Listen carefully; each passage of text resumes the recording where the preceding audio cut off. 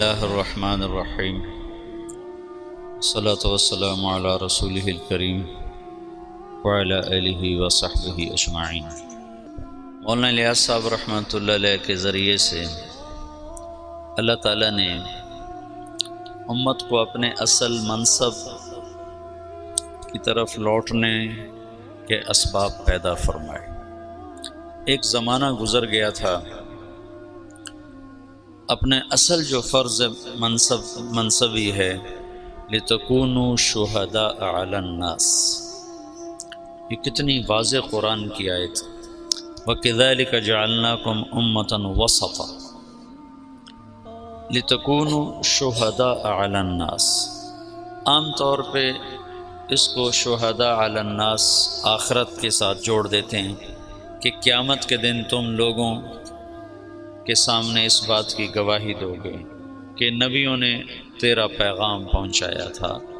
حالانکہ یہ ادھوری بات ہے، یہ آخرت مراد نہیں ہے، یہاں صرف لِتَكُونُوا شُهَدَاءَ وَسَطًا لِتَكُونُوا شُهَدَاءَ۔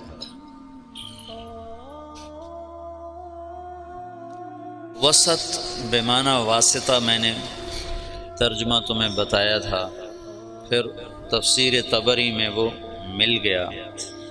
میں نے جبوتی میں یہ امتن وسطہ کو بمعنی واسطہ کہا کہ تم واسطہ ہو بین الناس و بین اللہ تعالی، جیسے انبیاء واسطہ تھے بین الناس و بین اللہ تعالی۔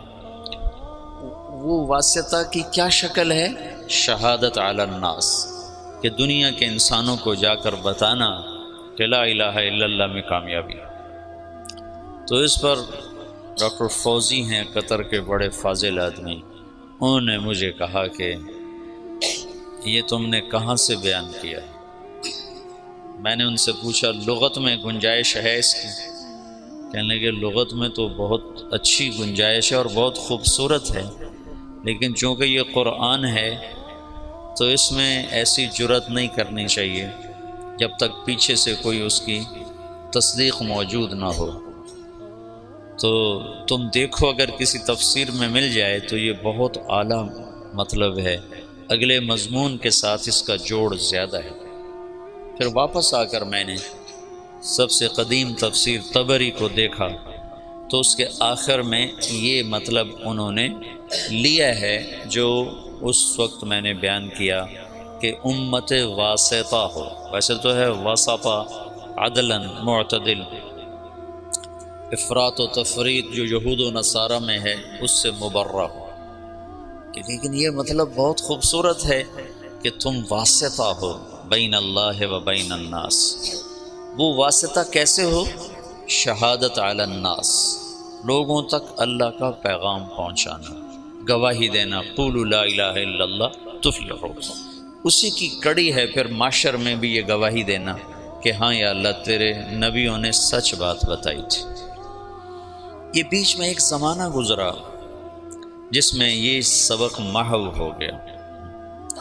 دعوت حق اور باطل دونوں کے ساتھ، دونوں کی تاریخ اتنی پرانی ہے جتنی انسان کی پرانی ہے۔ آدم علیہ السلام اترے، ساتھ شیطان بھی اترا، شیطان نے بھی دعوت دی اور آدم علیہ السلام نے بھی دعوت دی۔ دونوں کی دعوت، بلکہ اس سے پہلے وحی ہے، میں نے کئی دفعہ یہ مضمون بیان بھی کیا ہے کہ شیاطین کی بھی وحی ہے، وَإِنَّ الشَّيَاطِينَ لَيُوحُونَ إِلَىٰ أَوْلِيَائِهِمْ، پھر ان کی وحی کی حیثیت ہے یوحی بعضهم إِلَىٰ بَعْضٍ زُخْرُفَ الْقَوْلِ غُرُورًا، اور اللہ تعالیٰ کی وحی ہے اِنَّا أَوْحَيْنَا إِلَيْكَ كَمَا أَوْحَيْنَا إِلَىٰ نُوحٍ وَالنَّبِيِّينَ مِن بَعْدِهِ۔ اس وحی کی کیفیت ہے بالحق انزلناہ بالحق نزل۔ شیطان کی وحی ہے زخرف القول غرورا، اور اللہ کی وحی ہے بالحق انزلناہ بالحق نزل۔ خود وہ اپنی ذات میں ذالکم اللہ ربکم الحق، پھر اس کا قول قولہ الحق، پھر اس کا نزول اور انزال دونوں حق، بالحق انزلناہ بالحق نزل، اور جس پر اترا ہے وہ بھی حق، وآمنوا بما نزل علی محمد وهو الحق من ربهم، تو ہوا کا مرجع محمد بھی بنتا ہے۔ تو حق سے اللہ کی وحی مزین ہے، اور زخرف القول غرورا سے شیطان کی جو وحی ہے وہ مدلس اور ملمع ہے۔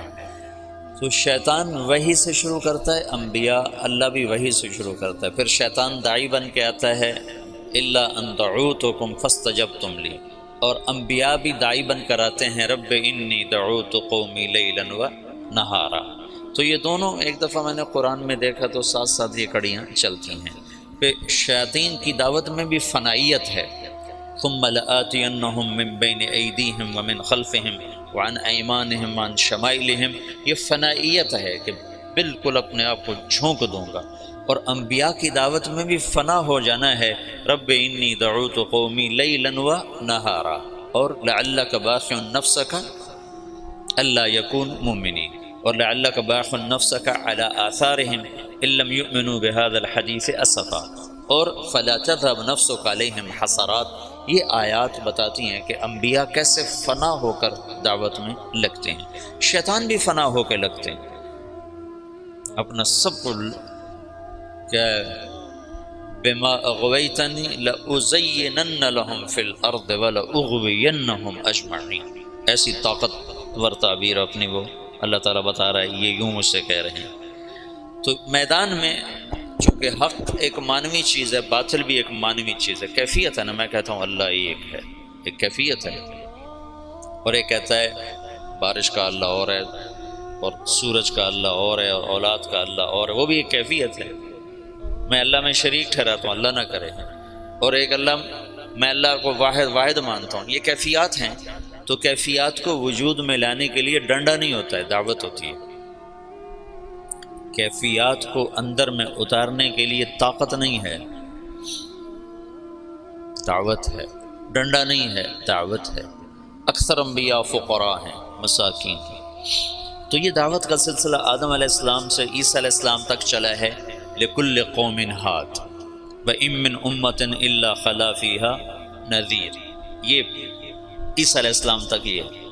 ایک عورت آئی عیسیٰ علیہ السلام سے مسئلہ پوچھنے، تو فرمایا بنی اسرائیل سے ہوگا؟ نہیں، کہا اماں میں بنی اسرائیل کی گم شدہ بھیڑوں کو تلاش کرنے آیا ہوں، میں تمہارے لیے پیغام نہیں لایا۔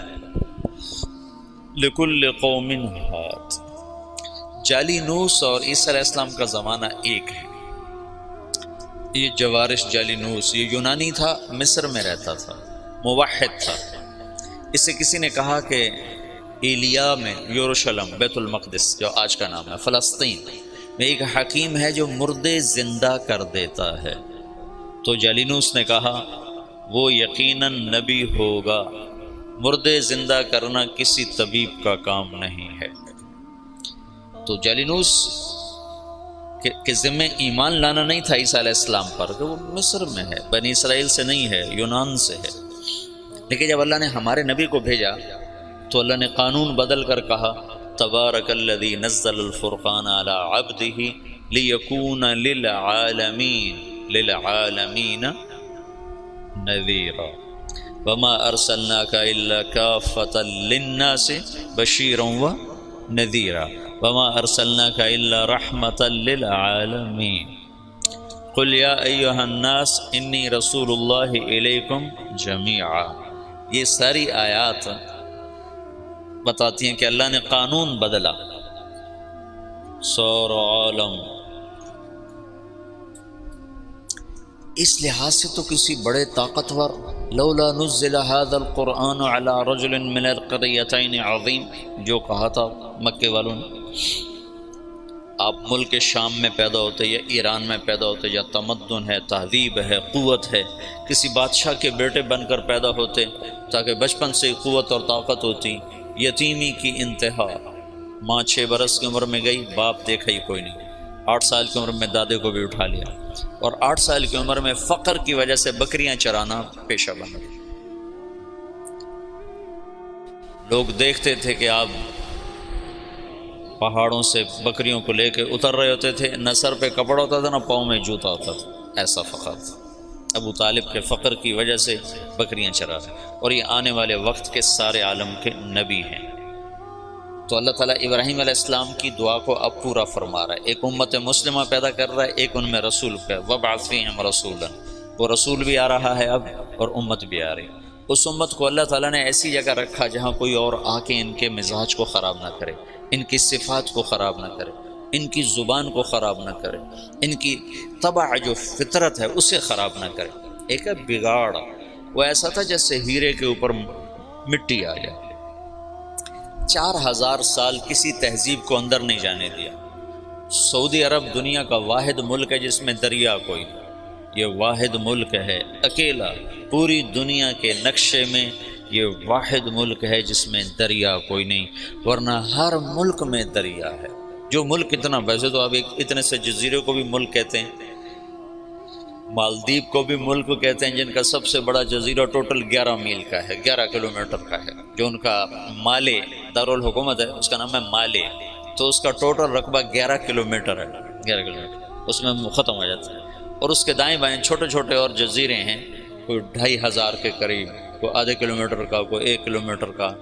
ملک جسے ملک کہتے ہیں اس میں صرف سعودی عرب ایسا ملک ہے جس میں دریا کوئی نہیں، اور یہ جزیرۃ العرب ہے، یہ واحد جزیرۃ العرب ہے جس میں بارش نہیں ہوتی۔ جزیرۃ العرب کا مطلب اس کے 3 طرف سمندر ہے، 3 طرف۔ جس ملک کے 3 طرف سمندر ہو وہ مسلسل بارشوں کی زد میں ہوتا، مسلسل۔ تو آپ سعودی عرب کا نقشہ اٹھا کر دیکھو تو خلیج عقبہ، بحیرہ احمر اور نیچے بحیرہ عرب، اور 3 طرف کے سمندر کے باوجود سعودی عرب میں سال سال گزر جاتا ہے، بارش کا قطرہ نہیں گرتا۔ بیچارے حرمین والے استسقاء پڑھ رہے ہوتے ہیں اور نماز کے اندر دعا مانگ رہے ہوتے ہیں۔ وہ میں نے یہ دیکھا جب بھی میں گیا ہوں حرم میں اور انہوں نے دعا کے لیے ہاتھ اٹھائے ہیں بارش کی، تو اللہ نے بارش ضرور کی۔ اچھا، یہ بارش کیوں نہیں ہوتی؟ 3 طرف سے سمندر ہو اور بارش نہ ہو، یہ کیا چکر ہے؟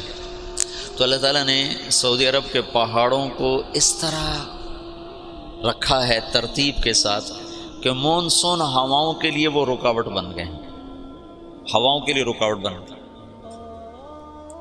پہاڑوں والجبال ارساہا، پہاڑ کوئی عربوں نے تو نہیں لگائے تھے، اللہ نے ان کو اس ترتیب سے لگایا ہے۔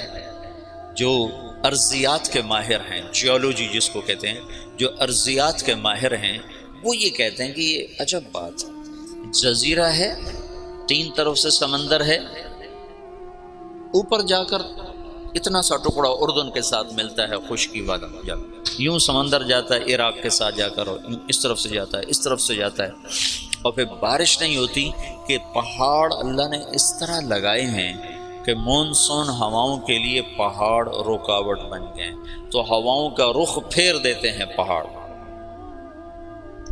سبحان اللہ۔ یہ بارش کوئی نہیں، دریا کوئی نہیں، کیوں کہ یہ سرسبز نہ رہے، کیوں کہ اس میں غیروں کو طمع اور لالچ نہ رہے کہ یہ ہم نے فتح کرنا ہے۔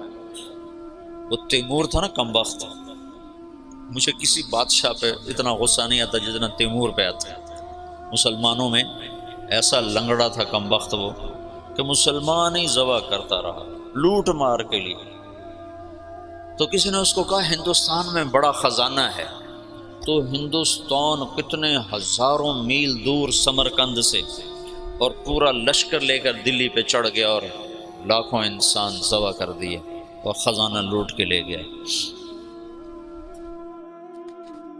غیروں کو طمع نہ ہو کہ کوئی اور قوم اس میں آئے اور ان کے ساتھ رہنا شروع کرے اور ان کے مزاج خراب ہو جائیں، اور ان کے اپنی اصل فطرت اور ان کی جو عادت ہے اور جو ابراہیم نے جو بیج بویا ہے اس میں کوئی اور پیوند نہ لگ جائے۔ اس لیے اللہ نے بارش نہیں رکھی، سرسبز نہیں رکھا، فقر۔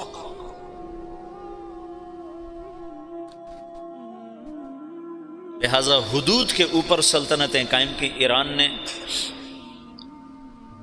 حیرہ کو قابو کیا، اور نصارہ نے یمن کو قابو کیا، لیکن جو اندر ہے وہ 4000 سال ایسے.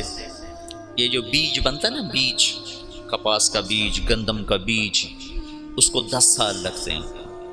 پہلے اس کو اگاتے ہیں، پھر اس کے ساتھ ایک اور کو اس کے ساتھ پیوند کرتے ہیں، پھر اس میں سے بیج آتا ہے، پھر اس کو اگاتے ہیں، پھر اس کے ساتھ دوسرا پیوند کرتے ہیں، پھر اس کو نکالتے ہیں، پھر اس کے ساتھ دوسرا لگاتے ہیں.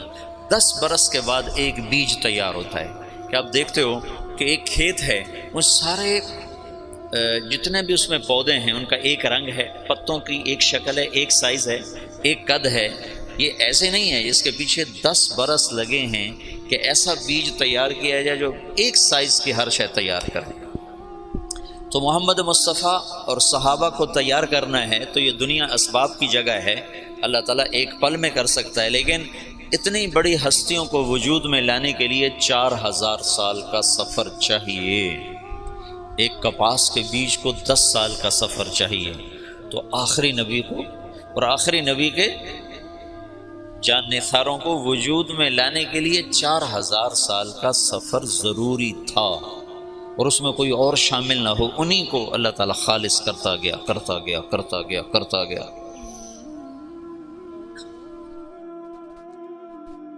اور پھر جا کر اللہ تعالیٰ نے محمد بن عبداللہ صلی اللہ تعالی علیہ وسلم کو وجود بخشا اور کہا اٹھ قم فانذر وربک فکبر وثیابک فطہر والرجز فہجر ولا تمنن تستکثر ولربک فاصبر. اور دوسرا قم کہا قم اللیل الا قلیلا نصفہ او انقص منہ قلیلا او زد علیہ ورتل القرآن ترتیلا. تو اللہ کا نبی موجود ہے، صحابہ موجود ہیں، اور قرآن اتر رہا ہے، اپنی جگہ پر آیت فٹ ہو رہی ہے. عمر رضی اللہ تعالیٰ عنہ نے عبداللہ بن عباس سے پوچھا یہ کیسے اختلاف ہو جائے گا؟ اللہ کے نبی نے خبر تو دی تھی کہ اختلاف ہو.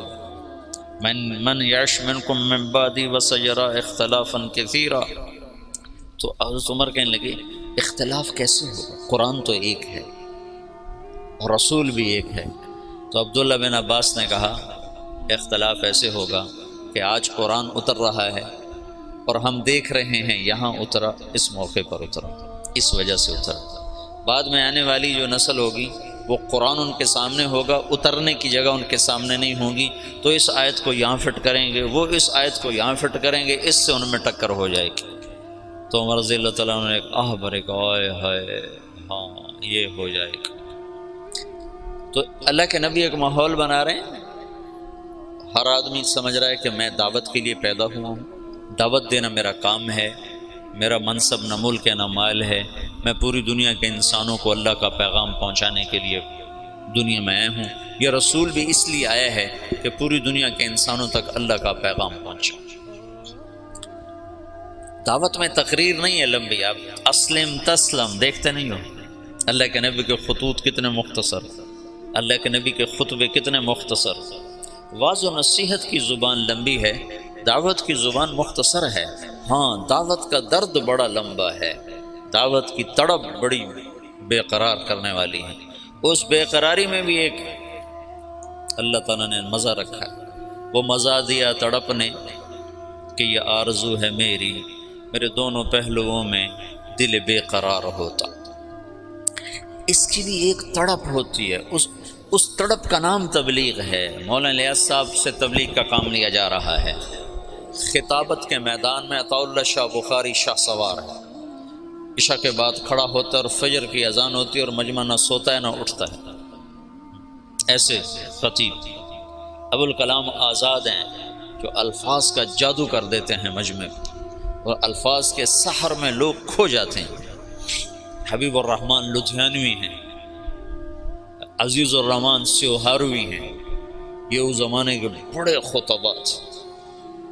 اور کس سے تبلیغ کا کام لیا جا رہا ہے؟ محمد الیاس بن محمد اسماعیل، جن کی زبان میں اتنی لکنت ہے کہ مولانا عبید اللہ صاحب رحمۃ اللہ علیہ نے مجھ سے کہا، عبید اللہ صاحب تھے نظام الدین، کہ بیان میں ایک لفظ کو 18 دفعہ کہنے کی کوشش کی، 18 دفعہ نہیں کہہ سکے، چھوڑ دو.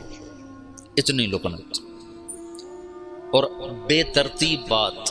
بات میں ترتیب کوئی نہیں، آگے کا پیچھے، پیچھے کا آگے، اور الفاظ بڑے مشکل۔ وہ زمانہ تھا فارسی عربی زبانوں پہ چڑھی ہوئی تھی، تو عبداللہ صاحب فرمایا کرتے ہیں کہ بیان کر رہے ہیں، ایک معنی پیش آ گیا، یعنی کہ ایک حادث پیش آ گیا، یعنی کہ ایک عائق پیش آ گیا، ہر لفظ پہلے سے زیادہ پیچیدہ۔ یہ مولانا نیاز صاحب کے بیان کی مثال دیا کرتے ہیں حاجی عبداللہ صاحب، پیچیدہ بات۔ ایک میں باتی اٹھا باہر نکلا تو آگے مولانا ابو الحسن علی ندوی رحمۃ اللہ علیہ بیٹھے تھے، کہنے لگے میاں جی کچھ سمجھے یہ کیا کہہ رہے ہیں بابا جی؟ وہاں کو یقین یقین کی بات کر رہو، یقین یقین، یقین سمجھو، یقین یقین، اب کو یقین یقین کی بات کر رہو، کچھ اللہ پہ یقین۔ وہ کلمے کی دعوت بڑی دیتے تھے نا، اللہ سے ہوتا ہے مخلوق سے نہیں ہوتا، مخلوق اللہ کے بغیر کچھ نہیں کر سکتا۔ اس کو اجمالی طور پر چھوڑ گئے، مولانا یوسف صاحب نے اس کو کھولا۔ تو خطابت کے شاہ سواروں کو چھوڑ کر، جس کو بولنا بھی نہیں آتا، موسیٰ علیہ السلام کی سنت کو زندہ کیا جا رہا ہے کہ اٹھ تو جا، اذهب الى فرعون انه طغى۔ وہ کہتے ہیں لا ينطلق لسانی، میں تو بول نہیں سکتا ہوں، اب تجھے میں نے پسند کیا ہے، اصطنعتک لنفسی، تو میرا انتخاب ہے، تو جا۔ کہا اچھا پھر میرا بھائی تو میرے ساتھ کر، کچھ بولے تو صحیح۔ کہا اچھا چل وہ بھی لے جا۔ تو ایک ماحول ہے دعوت کا، اور صحابہ سمجھ رہے ہیں کہ ہم ملک و مال کے لیے نہیں آئے، فتوحات کے لیے نہیں آئے، ہم دعوت دینے کے لیے آئے ہیں۔ اور ایک فضا بنی ہے جس میں ہر بچہ، ہر عورت، ہر مرد، اس کا اندر کا ایک غم ہے کہ میں کس طرح لوگوں کو جہنم سے نکالنے کا سبب اور ذریعہ بن جاؤں۔ لہٰذا وہاں یہ سمجھنا نہیں پڑتا تھا کہ بھئی یہ کیا کام کر رہے ہیں، آتے ہی پتہ چل، جیسے یہاں کوئی آدمی آتا ہے کہتا ہاں بھئی یہاں پڑھائی ہو رہی، یہاں تعلیم ہو رہی۔ تو اللہ کے نبی نے دعوت کا ایک ماحول قائم کیا۔ ایسے علمی حلقے اللہ کے نبی کے زمانے میں نہیں لگے۔ پوچھنے یسألونک عن المحیض، یسألونک عن الیتامى، یسألونک عن المواقع، عن الاہلہ، یسألونک عن الانفال، پوچھنے پر محفل لگ جاتی تھی، لیکن آؤ بھائی میں تمہیں مسائل سکھاؤں، ایسا کچھ نہیں ہوتا تھا۔ ترغیب کے لیے مجالس قائم کی ہیں، مسائل سکھانے کے لیے پوچھنے پر، بن پوچھے نہیں ہے۔ تو علم کے لیے الگ خاص سے کوئی جماعت نہیں بٹھائی ہے، اپنے اپنے استعداد کے مطابق ہر آدمی لیتا چلا گیا ہے۔ جب آپ دنیا سے گئے ہیں تو آپ کیا کر گئے ہیں؟ ان اللہ بعثنی کافۃ للناس رحمۃ فأدت عنی، اور اب حجۃ الوداع میں کیا کر گئے ہیں؟ فلیبلغ الشاہد الغائب، میرا پیغام غائبین تک پہنچانا میری امت کے ذمے ہے۔ اور دعا کر کے گئے ہیں نضر اللہ امرا سمع مقالت فبعاها ثم اداها كما سمعها فرب مبلغ اوعى من سامع۔ اس کے بعد جب آپ 11 ہجری کو دنیا سے تشریف لے گئے ہیں اور صدیقی دور آیا ہے تو تمام صحابہ ہیں، اور آپ نے مجمل چھوڑا، متعین نہیں کیا۔ اس میں وہ کون سی کتاب ہے؟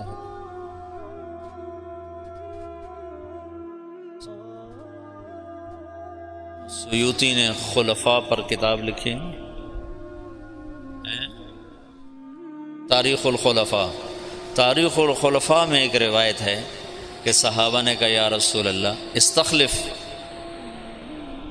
کسی کو آپ اپنا نائب متعین فرمائیں۔ کہا نہیں میں نہیں کروں گا، اگر میرے کرنے کے بعد تم اس کی نافرمانی کرو گے تو تم پہ اللہ کا عذاب آئے گا۔ یہ حکمت بتائی۔ دوسرا اللہ کی تقدیر پہ راضی ہونا، کہ اختلاف ہونا تھا تو اللہ کی تقدیر پہ راضی ہو کے چپ کر کے چلے گئے۔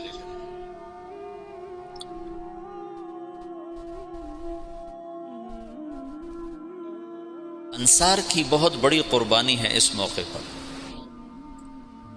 جب آپ کا انتقال ہوا ہے تو آپ کی طبیعت پہلے ٹھیک ہو چکی تھی، ابوبکر چلے گئے اوالی، اور پیچھے صرف ازواج مطہرات ہیں۔ آپ کے انتقال پر وہ وہاں سے آئے ہیں اور افراتفری مچی ہے، رونا دھونا مچا ہے۔ مدینے میں انصار میں منافقین کی تعداد آپ کی وفات تک موجود رہی ہے، یہ تو معلوم ہے نا۔ اور وہ اللہ کے نبی کو پتہ تھا یا حضرت حذیفہ کو پتہ تھا، اور کسی کو نہیں پتہ تھا۔ اور ہوئی بات اثر کرتی ہے۔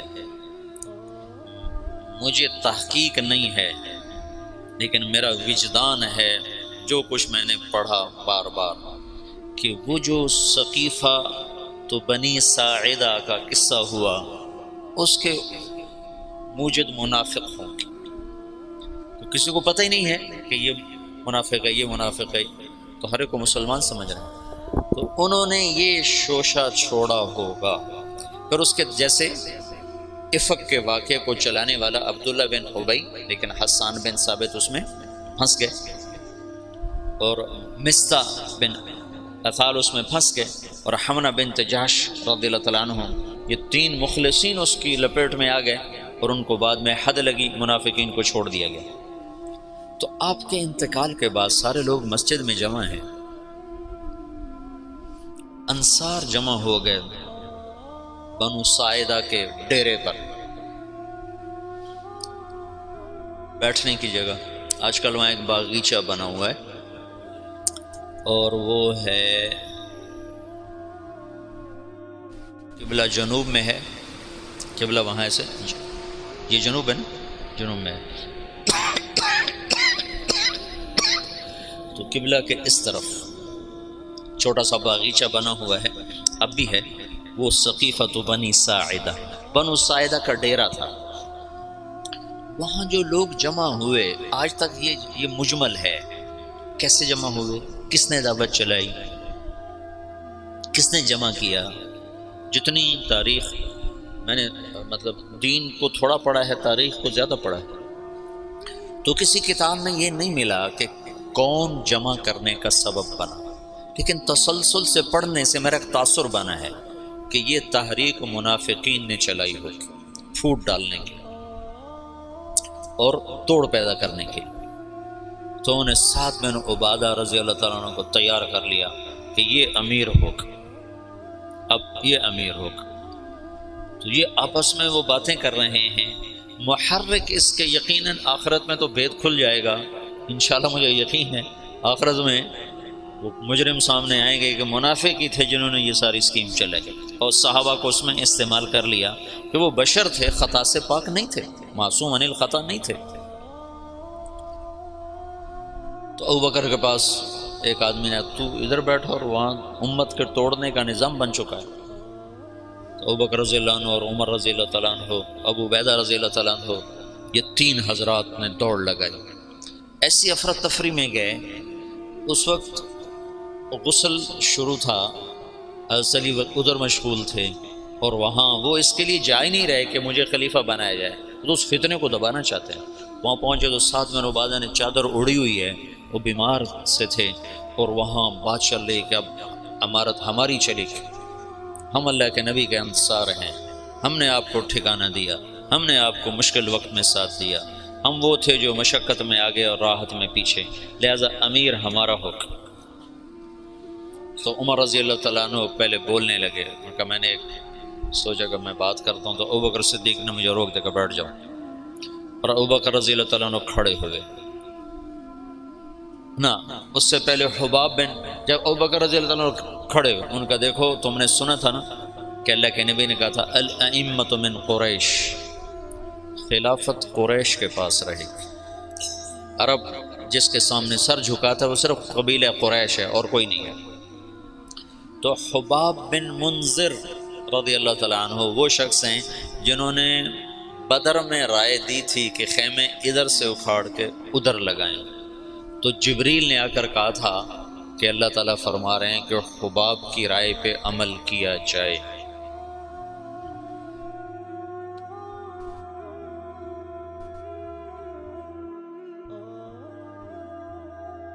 ہر انسان ہر وقت ایک حال پہ نہیں رہتا ہے، یا تو ایسی بڑی رائے دی کہ اللہ نے کہا کہ حباب کی رائے پہ عمل کیا جائے، یا ایسی رائے دی کہ توڑ دینے والا نظام بن جائے۔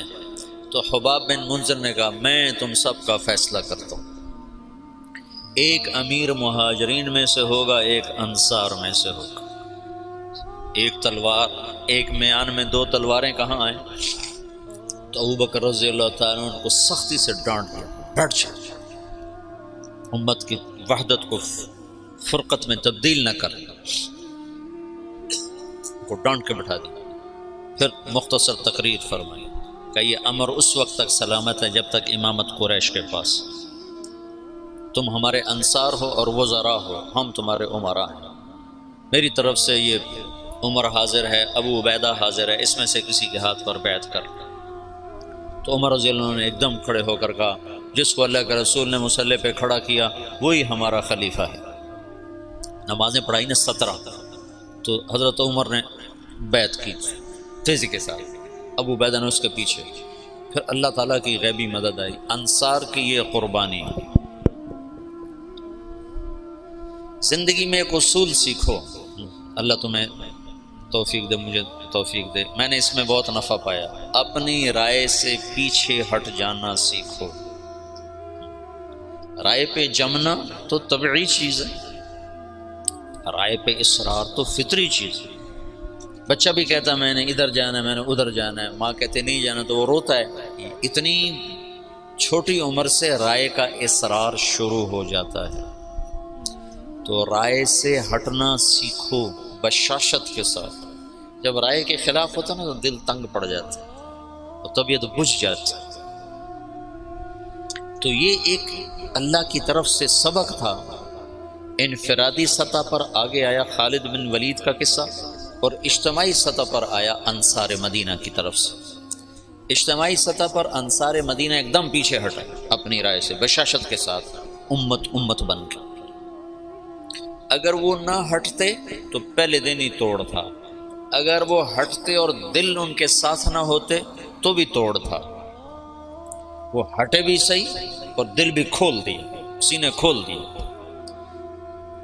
تم چلے میں جاتے ہو، یہ سال والے سال میں جائیں گے، یہ صرف چلے اور سال کی بات نہیں، تم گھر میں ہوتے ہو، مدرسے میں ہوتے ہو، رائے کا اختلاف ہوتا ہے، تو اپنی رائے دینا بھی سیکھو، اپنی رائے کے خلاف ہونا بھی سیکھو، اور اپنی رائے کے سے ہٹ جانا بھی سیکھو۔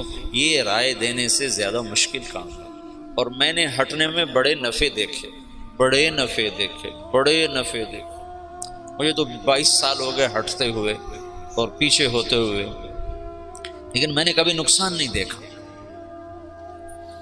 اجتماعی سطح پر انصار مدینہ اور انفرادی سطح پر خالد بن ولید، یہ بھی دنیا کی تاریخ کا منفرد واقعہ ہے کہ جرموک کی جنگ میں سالار کے سر کے اوپر جھنڈا ہے اور حضرت عمر کا خط آتا ہے کہ خالد کو معزول کر دیا جائے اور ابو عبیدہ کو امیر بنا دیا جائے، اور وہ کہتے ہیں تم گواہ رہو، میں آج کے بعد کوئی منصب قبول نہ کروں گا اور پہلے سے زیادہ محنت کر کے دکھاؤں گا، اور اگر میں عمر کے لیے لڑتا تو آج میں گھر چلا جاتا، تو میں اللہ کے لیے کر رہا ہوں، تم گواہ رہو۔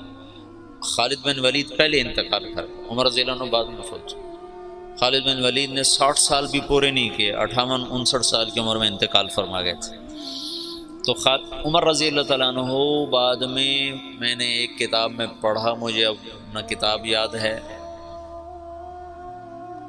نہ زمانہ یاد ہے، لیکن مضمون یاد ہے کہ عمر رضی اللہ عنہ نے فرمایا میں نے خالد کو سمجھنے میں خطا کھائی، میں نے خالد کو سمجھنے میں خطا کھائی،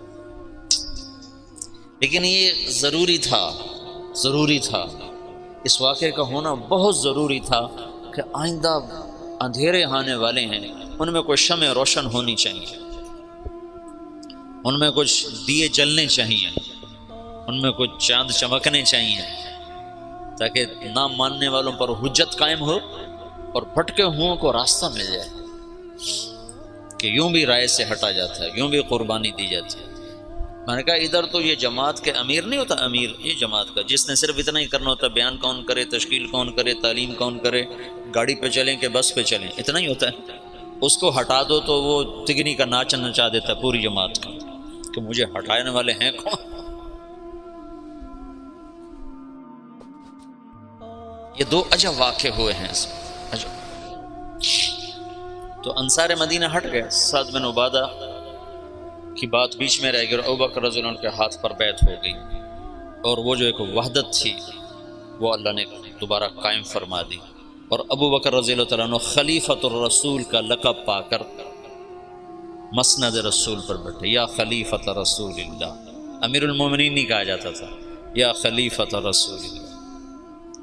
جب آئے عمر رضی اللہ عنہ تو ان کو کہا جاتا یا خلیفۃ رسول اللہ۔ وہ کہتے یار یہ بڑا بھاری لفظ ہے، کوئی مختصر لفظ تلاش کرو۔ تو کسی کو سمجھ میں نہیں آ رہا تھا کہ مختصر لفظ کیا ہونا چاہیے، تو یا خلیفۃ رسول اللہ کی بات چلتی تھی۔ تو ایک دفعہ ایک بدوؤں کا وفد آیا، عمر بن عاص رضی اللہ تعالیٰ عنہ بیٹھے تھے برآمدے میں مسجد کے، تو آ کر کہنے لگے این امیر المومنین۔ انہیں اپنی بدوانہ فصاحت میں کہا این امیر المؤمنین، تو عمر بن عاص رضی اللہ عنہ نے چھلانگ لگائی، وہ سیدھے گئے حضرت عمر کے دروازہ پھلانگ کر کہنے لگے السلام علیک یا امیر المؤمنین۔ تو حضرت عمر نے درا اٹھا کہا تو یہ کہہ نہیں سکتا، کسی اور نے کہا ہے، یہ تیری فصاحت نہیں ہے، یہ کوئی اور ہے، بتا تجھے کس نے سکھایا۔ انہوں نے کہا وہ باہر بدوؤں کا وفد آیا ہے، انہوں نے کہا این امیر المؤمنین، کہ بس آج کے بعد یہی میرے لیے مناسب ہوگا۔ تو پھر امیر المؤمنین چلا 1924 تک، جب خلافت عثمانیہ ختم ہوئی 1924 میں، تو تب جا کر یہ لقب ختم۔ خلافت عثمانیہ ہے ترکوں کی، جو انہوں نے مصر سے سلطان سلیم تھا محمد فاتح کا بیٹا، پہلے ترک بادشاہوں کا رخ تھا یورپ کی طرف، سلطان سلیم نے رخ کیا مشرقی علاقوں کی طرف، مصر فتح کیا۔ مصر میں بڑی خوبصورت حکومت تھی، مملوک ممالک بحریہ، ترکی تھے، لیکن وہ بنو عباس کو برکت کے طور پر خلیفہ بناتے تھے، طاقت ساری ان کے پاس، اور ان کا تبرک نام تھا خلیفہ امیر المومنین، اس کو کہا جاتا تھا۔ تو پھر سلطان سلیم نے وہ کٹ پتلی سلطنت خلافت کی ختم کی، اور خلافت کا وہ ایک آوا وہ اور سب کچھ لے کر استنبول آیا، اور یہاں پھر امیر المومنین ترکوں میں منتقل ہو۔ پھر مصطفیٰ اتا ترک نے جب پہلی جنگ عظیم کے بعد اسے ختم کیا، آخری جو خلیفہ تھا وہ سلطان عبد الحمید تھا، اور عبد الحمید کے باپ عبد المجید نے یہ مسجد نبوی بنائی اور حرم بنایا، جو پرانا اب تو پرانا ہو گیا، لیکن اس وقت کے لحاظ سے یہ بہت بڑا حرم تھا مسجد نبوی کا اور مکے کا۔ خلافت صدیقی کا جو پہلا سال ہے وہ فتنوں کی نظر ہو گیا کہ لوگ مرتد ہو گئے، عرب مرتد ہو گئے، پھر ان کو واپس لانے میں ایک وقت لگا۔ پھر ایک سال کے بعد ابو بکر رضی اللہ تعالیٰ عنہ نے کبھی اللہ کے نبی نے ہمیں ذمہ کیا تھا کہ میرا پیغام آگے پہنچاؤ، تو اب تم لوگ نکلو۔ تو انس تو اس میں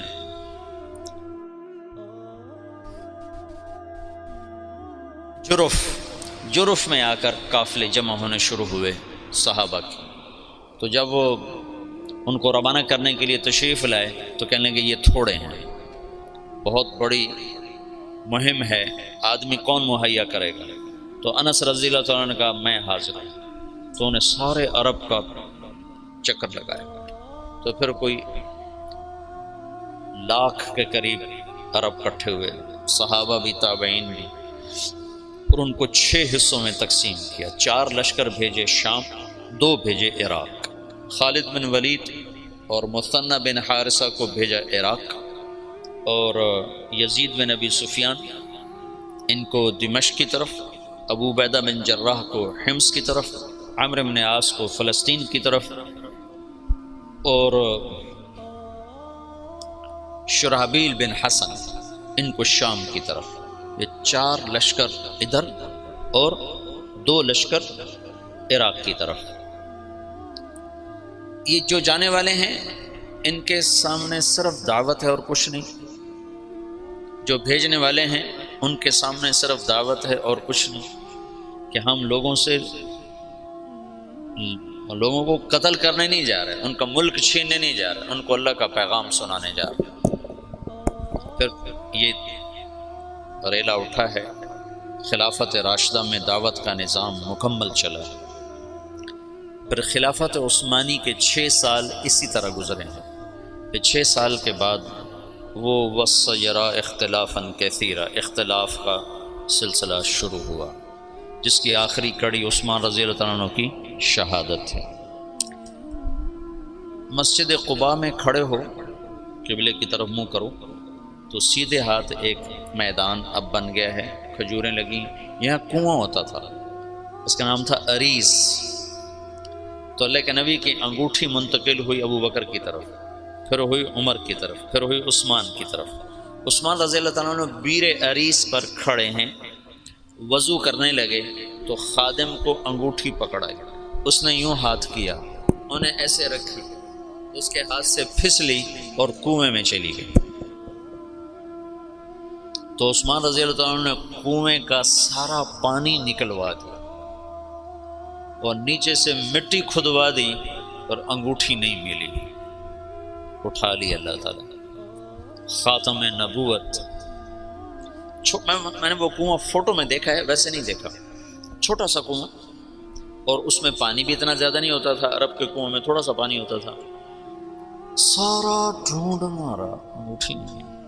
اس انگوٹھی کے گم ہوتے ہی اختلاف اور افتراق، اور عبداللہ بن سبا جو یہودی تھا اور مسلمان بن کے داخل ہوا، جو شیعہ مذہب کی بنیاد بننے جس نے ڈالی، وہ اختلاف چلتے چلتے چلتے چلتے آخر حضرت عثمان رضی اللہ عنہ کی شہادت پر ختم ہوا۔ اللہ کے نبی نے حضرت عثمان سے فرمایا تھا، میرے بعد تجھ سے خلافت کی کرتے کو اتارنے کے لیے کہا جائے گا، تم نے کرتا نہیں اتارنا، شہادت کو قبول کرنا ہے، ورنہ تیرا میرا آخرت میں جوڑ نہیں ہو سکے گا، مجھ سے مل نہ پاؤ گے۔ تو ان لوگوں نے مطالبہ کیا، فسادیوں نے، کہ تم حکومت چھوڑ دو، ہم تمہیں کچھ نہیں کہتے۔ کہیے تو میں نہیں چھوڑوں گا، میں صابر محتسب قتل ہو جاؤں گا، یہ کام نہیں کروں گا، شہید ہو گئے۔ تو علی رضی اللہ تعالیٰ عنہ وہ خلیفہ بنے، انتہائی تشویشناک حالات۔ حسن آئے، کہنے کہ ابا خلافت قبول نہ کر ورنہ تیرے اوپر قتل عثمان لگ جائے گا۔ حسن رضی اللہ عنہ اتنے صاحب فراست تھے کہ انتہا کی بات، کہ ابا خلافت قبول نہ کر، تیرے اوپر قتل عثمان کا داغ لگ جائے گا۔ کہا میرے اوپر کیسے لگ سکتا ہے، میں تو بری ذمہ ہوں۔ اچھا پھر دیکھ لیں۔ اور اس وقت وہ انکار بھی نہیں کر سکتے تھے، اتنے پھنسے ہوئے تھے۔ بیعت فرمائی، بیعت کا ہونا تھا کہ یہ بات چل پڑی کہ یہ علی نے عثمان کو قتل کروایا ہے خلافت پر قبضہ کرنے کا۔ کہ ابا میں تمہیں کیا کہتا تھا۔ پھر جب خلیفہ بنے تو پھر آئے، کہنے لگے دیکھو کسی گورنر کو معزول نہ کرو، کسی کو بھی، عثمان کے بنائے ہوئے گورنر کسی کو معزول نہ کرو، اور خاص طور پر معاویہ بن ابی سفیان کو ہرگز معزول نہ کرنا، ورنہ وہ تیرے خلاف کھڑے ہو جائیں گے تلوار لے کر۔ جب تک تیری حکومت مضبوط نہ ہو جائے یہ کام نہ کرنا۔ لیکن حضرت علی رضی اللہ تعالیٰ عنہ بڑی بے بسی کی زندگی گزاری، یقین مانو۔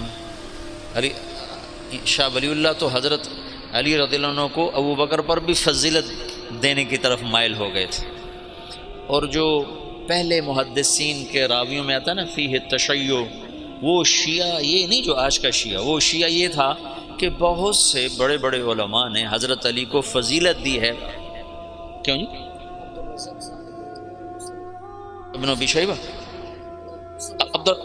اچھا ہاں، عبد الرزاق جو مصنف عبد الرزاق جو مشہور کتاب ہے، تو ایسے بہت سے بڑے بڑے علماء نے حضرت علی کو فضیلت دی ہے باقی تین پر، جو ان پر دکھ گزرے ہیں، جو درد بری کہانی ہے، عجب داستان۔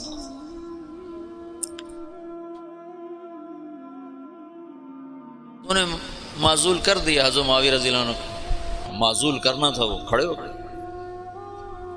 حالات ایسے بن گئے تھے، شام والوں نے زید بن ثابت رضی اللہ تعالیٰ نے حضرت عثمان کا کرتا اور حضرت نائلہ کی کٹی ہوئی انگلیاں، جب وہ قتل کیا گیا تو نائلہ سامنے آئی بیوی، تو ان کی انگلیاں کٹ گئیں، اور وہ کرتا جس میں وہ شہید کیے گئے وہ حضرت زید بن ثابت نے اتار لیا اور انگلیاں لے کر شام جا کر معاویہ کو پکڑا، معاویہ رضی اللہ تعالیٰ عنہ نے لے کر جامع مسجد دمشق میں لٹکا دیا۔ اب کون تحقیق کرے گا کہ کس نے قتل کیا کس نے نہیں کیا؟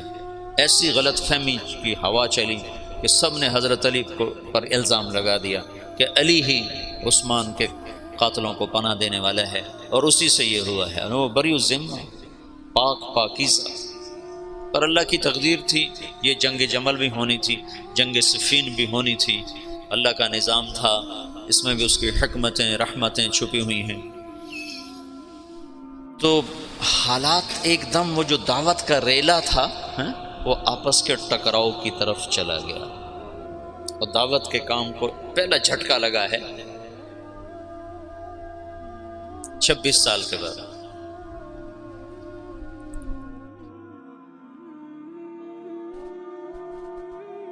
جنگ جمل کی نوبت آ گئی، جب بیعت ہونے لگی تو سب سے پہلے بیعت کی حضرت طلحہ نے۔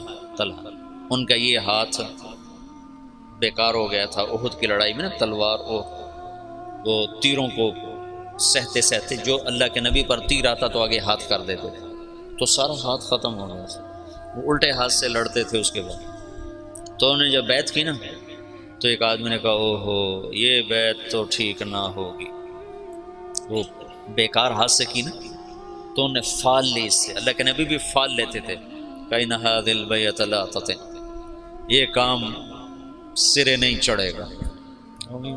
4 سال دکھ سہتے سہتے آخر شہید ہو، اتنے دکھی ہو گئے تھے آخری دنوں میں حضرت علی کہ اپنی یوں داڑھی پکڑ کے کہتے تو کب رنگین ہو، تو کب رنگین ہو، کیونکہ اللہ کے نبی نے کہا تھا علی تو اس وقت تک نہیں مر سکتا جب تک تیری داڑھی تیرے خون سے رنگین نہ ہو جائے، تیرے سر کے خون سے رنگین نہ ہو جائے۔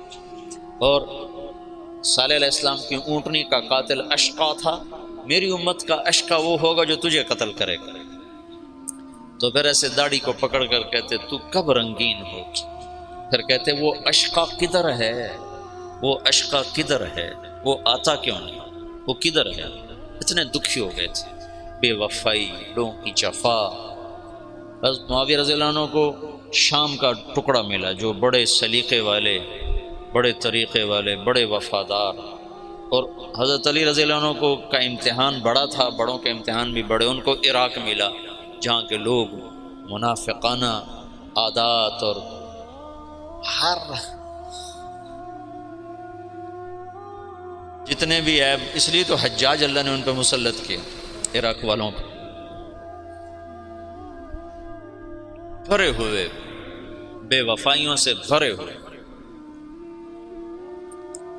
تو اس کا آخری نتیجہ حضرت علی کی شہادت پہ نکلا، جنگ جمل ہوئی جس میں حضرت طلحہ جیسے، حضرت زبیر جیسے شہید کر، جب آپس میں ٹکرائے نا صلح ہو گئی، لیکن جو لوگ عبداللہ بن سبا کے ساتھی تھے، میں تمہیں تفصیل تو نہیں بتا رہا، صرف اشارے کر رہا ہوں، تبلیغ کا تھوڑا سا پس منظر بتانا چاہتا، دعوت کی تاریخ بتانا چاہتا کہ جب تم چھٹیوں میں جاؤ تو بشاشت سے جاؤ، ہمارے ڈنڈے کی وجہ سے نہ جاؤ۔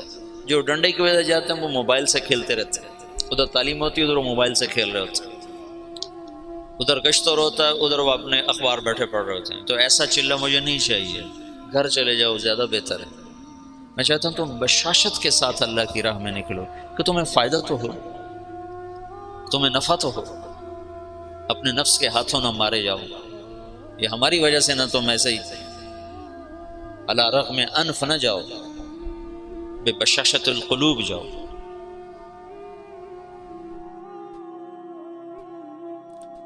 جب صلح ہو گئی تو رات کو انہوں نے طے کیا کہ آدھے ادھر حملہ کر دو آدھے ادھر حملہ کر دو، جو بیچ میں فسادی تھی۔ تو تہجد کے وقت آدھے لوگوں نے حضرت علی پہ حملہ کر دیا، آدھوں نے حضرت زبیر حضرت عائشہ کے لشکر پہ حملہ کر دیا، اور دونوں طرف شور مچا دیا، علی نے حملہ کر دیا، انہوں نے کہا زبیر نے حملہ کر دیا۔ تو علی کہنے لگے او ہو آئے ہائے۔ حضرت حسن جب نکلنے لگے نا اس کے لیے عراق کے لیے، تو حضرت حسن نے کہا بابا مت نکلو ورنہ تمہاری جنگ ہو جائے گی۔ کہا میرے ہوتے ہوئے کیسے ہوگی؟ کہا ہو جائے گی دیکھ لینا۔ نہ جا، مدینہ نہ چھوڑ، مدینہ نہ چھوڑ۔ تقدیر غالب آئی۔ جب جنگ ہو گئی تو پھر حضرت حسن سے کہا بیٹا کاش میں تیری بات مان لیتا، اور ہائے کاش میں آج سے 20 سال پہلے مر گیا ہوتا اور یہ دن میں نہ دیکھتا۔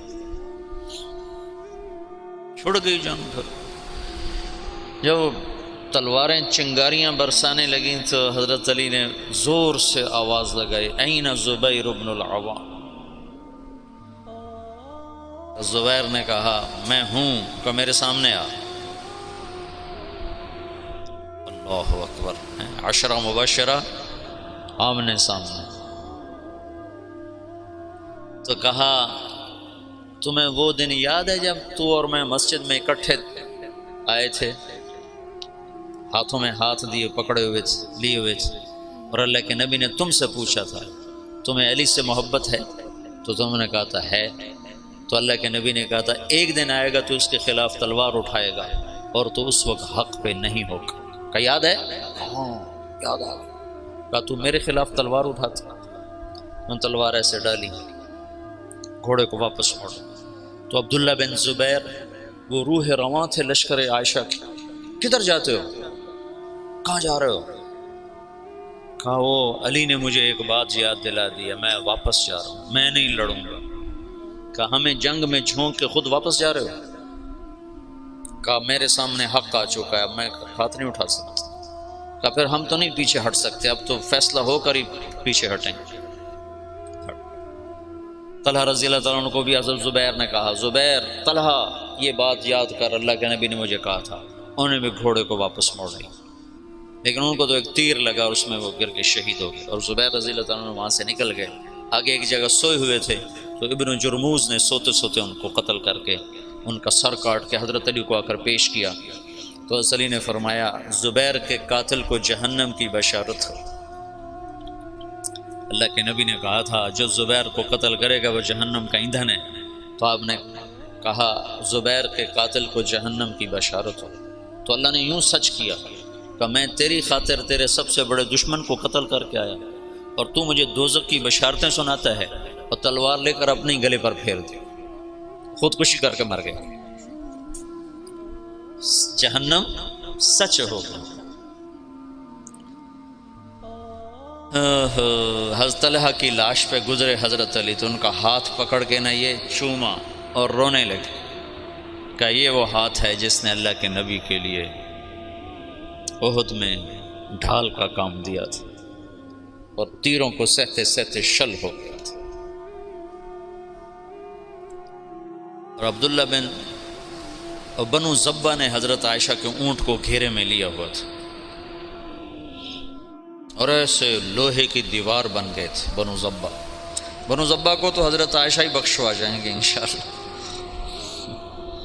کہتے ہیں الموت احلی عندنا من العسل نحن بنو زبة اصحاب الجمل نحن بنو الموت اذ الموت نزلی ننعبن عفان باطراف الاسل ردوا علینا شیخنا ثم بجلی۔ یہ رجز پڑھ رہے تھے اور جان کی بازی لگا رہے تھے۔ ایک دفعہ ایک شخص ملنے آیا حضرت عائشہ رضی اللہ تعالیٰ عنہ سے، کہا کہاں سے ہو؟ کہا میں بنو زبہ سے ہوں۔ کہا ایک نوجوان میرے اونٹ کے پاس شعر پڑھ رہا تھا، اس کو جانتے ہو؟ کون؟ کہا وہ تو خود تو پردے میں تھے۔ کہا ایک نوجوان کے آواز آ رہی تھی، کہہ رہا تھا یا امنا خیر ام نعلم،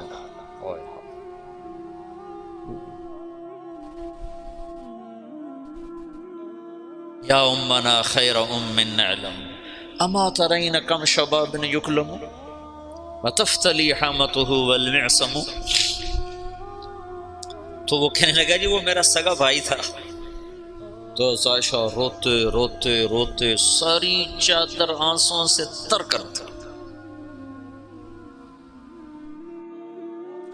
ایسے ایسے شاہ سوار اس دن شہید ہوئے جو اکیلے اکیلے ہزاروں پر بھاری تھے طرفین سے۔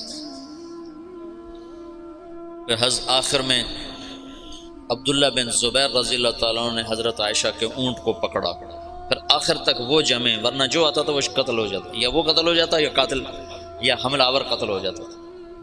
ایک دو بڑے شاہ سوار آمنے سامنے آئے، دونوں ایک ایک ہزار پر بھاری تھے، ایک ادھر ایک کے ہاتھ میں حضرت عائشہ کا اونٹ، دوسرا حضرت علی کی طرف سے، دونوں ایک دوسرے کے وار سے ایک وقت میں ختم ہو کے گر گئے۔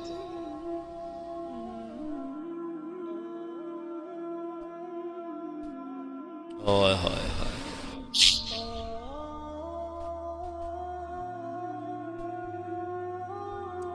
پھر وہ آخر حضرت علی نے کہا اونٹ کو گراؤ ورنہ جنگ ختم نہیں ہوگی، اونٹ کو گراؤ۔ پھر انہوں نے اونٹ پر وار کیے، اونٹ گرا۔ جو دور کے لوگ تھے انہوں نے وہ کو تحقیق پھر تھوڑے ہوتے، ان کو ہو حضرت اما عائشہ تو شہید ہو گئی، بس وہ ایسے دل برداشتہ ہوئے کہ پھر میدان چھوڑ دیا۔ تو حضرت علی نے فرمایا کوئی کسی کے پیچھے قتل کے لیے نہ بھاگے، مال غنیمت کے طور پر مال نہ لوٹا جائے۔ تو محمد بن ابو بکر حضرت عائشہ کے بھائی، اسماء بنت عمیس کے بیٹے، وہ حضرت علی کی طرف سے تھے، تو جب اونٹ گرا تو وہ بھاگ کر آئے، انہیں جلدی سے اندر ہاتھ ڈالا۔ تو بہن ہے کہ پتہ کرنے کے لیے کہ خیریت تو ہے، اما عائشہ کو تو نہیں پتہ کہ یہ ہاتھ کون کس کا ہے، محرم ہے غیر محرم ہے، کہ کون ہے حرم رسول کی طرف ہاتھ بڑھانے والا، اللہ اسے آگ میں جلا دے۔ وہ میں تیرا بھائی ہوں محمد کا ہو گیا۔ جب مصر پر حضرت معاویہ رضی اللہ تعالیٰ نے چڑھائی کی تو اس وقت محمد بن ابی بکر یہ مصر کے گورنر تھے حضرت علی کی طرف سے، تو ان کو شکست ہوئی اور یہ بھاگے اور پھر پکڑے گئے۔ تو ان کا پیاس سے برا حال تھا، زبان نکل رہی تھی، کہنے کہ مجھے پہلے پانی پلاؤ پھر قتل کرنا۔ تو حضرت معاویہ کے لشکر کے امیر نے کہا عثمان کو تم نے پیاسا مارا، یہ حضرت عثمان کے قاتلوں میں شریک تھے۔ محمد بن ابی بکر آ کر ایسے داڑھی پکڑی، حضرت عثمان کی داڑھی کو یہاں سے پکڑ کے یوں جھٹکا دیا۔ تو انہوں نے کہا تیرا باپ تو اس داڑھی کی بڑی قدر کرتا تھا۔ تو ایسی شرم آئی کہ واپس چلے گئے، بس اس کے بعد حصہ نہیں لیا، لیکن بس داڑھی پکڑنا ہی کافی ہو گیا تھا۔ تو انہوں نے کہا عثمان کو پیاسا مارتے ہو، خود پانی مانگتے ہو، کہ تمہیں اسی پیاسا قتل کروں۔ معاویہ بن خدیج ایسے کوئی امیر کا نام تھا، مجھے پورا نام یاد نہیں ہے، ذہن سے نکل گیا، قتل کیا۔ پھر ایک گدھے کی کھال میں اس کی لاش کو لپیٹ کر اسے آگ لگا دی اور وہ جل گئے۔ حضرت عائشہ کا فرمان سچا ہوا، اللہ اسے آگ میں جلا دی۔ تو ایک دفعہ جو دعوت کو جھٹکا لگا ہے، یہ اللہ کا نظام تھا، اختلاف ہونا تھا۔ حضرت علی کی شہادت پر ایک دور ختم ہوتا ہے، حضرت حسن رضی اللہ عنہ خلیفہ بنتے ہیں، پھر وہ 6 مہینے بعد حضرت معاویہ کے حق میں دستبردار ہو جاتے ہیں، اور پھر دوبارہ دعوت کا دور چلتا ہے، اور پھر دعوت اپنے علی قدم و ساق قائم ہوتی ہے، اور پھر وہ اسلام کی ریل پیل لہل بہر دوبارہ واپس آتی ہے جب حضرت معاویہ رضی اللہ تعالیٰ عنہ خلافت کو سنبھالتے ہیں۔ یہ آج کی مجلس میں اتنے کافی ہے، آئندہ بھی میں روز ایسی مجلس میں تھوڑا تھوڑا آپ کو پیچھے سے لے کر مولانا الیاس صاحب تک مختصر کر کے سناؤں گا، چونکہ میں اب مطالعہ تو کر نہیں سکتا کہ پڑھوں اور مستحضر کروں، جو مجھے یاد ہوگا وہ تمہیں بتا دوں گا، جو بھول گیا سو بھول گیا، جو تھوڑا بہت یاد ہے وہ میں تمہیں بتاتا رہوں گا۔